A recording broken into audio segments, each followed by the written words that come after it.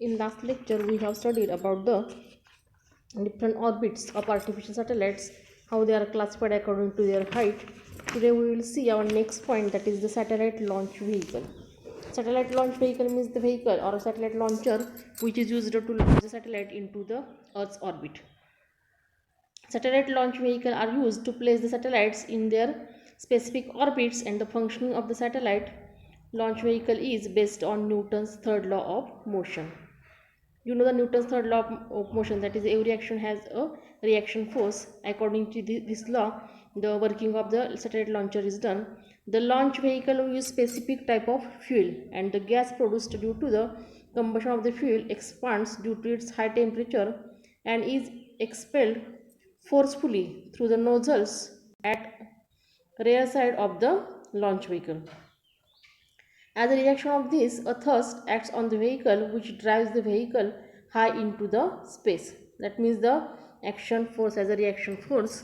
Action force is of the due to combustion of fuel, and reaction force is acted by the thrust which acts on the vehicle. Due to this, the launching is possible. The structure of the launch vehicle is decided by the weight of the satellite and the type of satellite orbit. The fuel of the vehicle also depends on these factors. That means at which height the orbit will be. According to that, we need the fuel. The fuel forms a major portion of the total weight of the launch vehicle. Thus, the vehicle has to carry a large weight of fuel with it.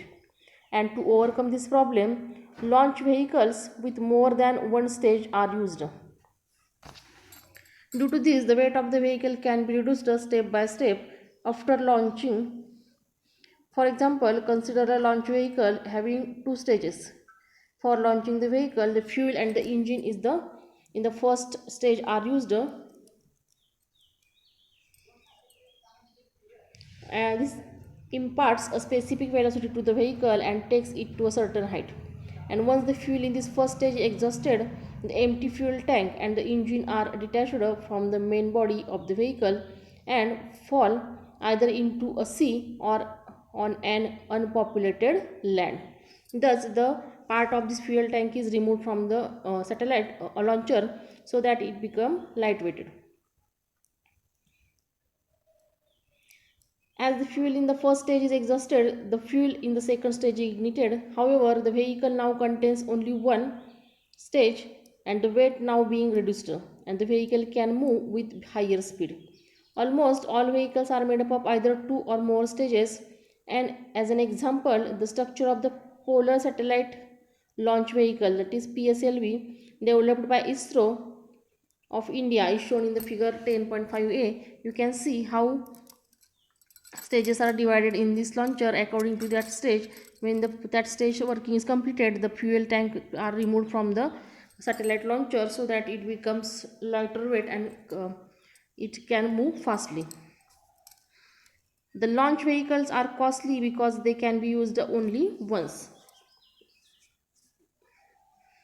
USA has therefore developed a space shuttle which returns to the Earth except for the fuel tank and can be reused in multiple launches. To overcome this drawback of the satellite launcher, the USA has developed a new space shuttle. In this space shuttle, only fuel tank is destroyed, but other parts of the shuttle can we reuse it again, so it can overcome the drawback of the satellite launcher. Then we see our next point. They have given some information. In always remember the rocket, a type of firecracker used in Diwali. We use rocket in Diwali crackers. It's working also like a launcher. In this rocket, the fuel is ignited using a fuse and the rocket is projected into the sky just like a satellite launcher.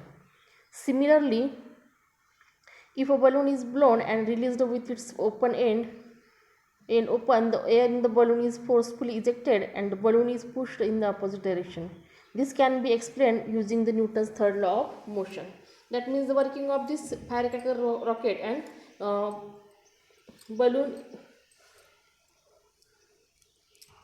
blown balloon is like the satellite launcher according to Newton's third law of motion. Then we see our next point, that is a space mission away from the Earth. Artificial satellites are being used for making our life more and more enriched. However, we see in the previous standard that we have learned about how the telescope abroad, artificial satellites are used to gather information about various objects in the universe, and similarly some space missions are used to gain further knowledge about the universe. In these missions, spacecrafts are sent to the nearby objects in the solar system and to observe the more closely. New information has been obtained from such missions, and it is helping us to understand creation and evolution of our solar system. That means for our development we use these space missions or information obtained from the space missions, and we can develop our country or ourselves. For such missions, the spacecrafts must accept the Earth gravitational force to travel into the outer space. We know that every object on the Earth has an effect of the Earth's gravitational force, and so they are binded with the Earth. To overcome the Earth's gravitational force, they must have the speed which is more than this Earth gravitational force. To achieve this, the initial velocity of the moving object must be greater than escape velocity of the Earth, as we learnt in the chapter on gravity. Escape velocity on the planet can be obtained by using the formula V escape is equal to under root 2 gm upon r, where g is the gravitational constant whose value is 6.67 into 10 raised to minus 11 Newton meter square plus kilogram square. M is the mass of the planet. Here Earth is considered, so mass of Earth is 6 into 10 raised to 24 kilogram. M's value is depend on the which planet you have used, and r is the radius of the planet. Here Earth radius is given 6.4 into 10 raised to 6 meter.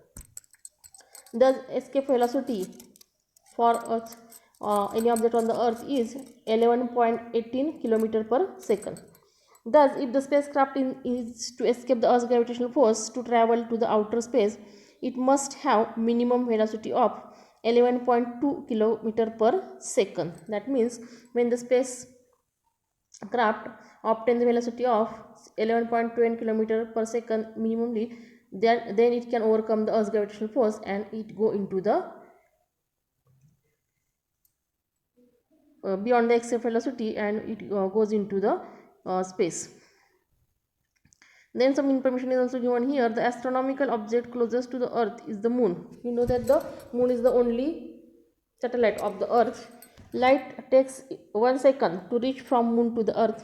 It means that if we travel with the speed of light, it will take 1 second to reach the moon.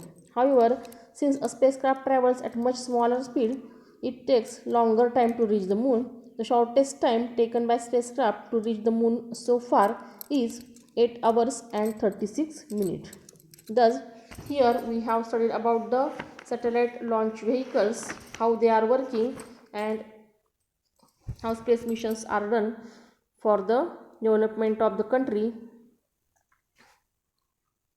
These points are studied here. You have to read all these points, and you have to draw the diagram of PSLV made by the ISRO and write the information about the satellite launcher in your notebook. Here we will stop today. Thank you.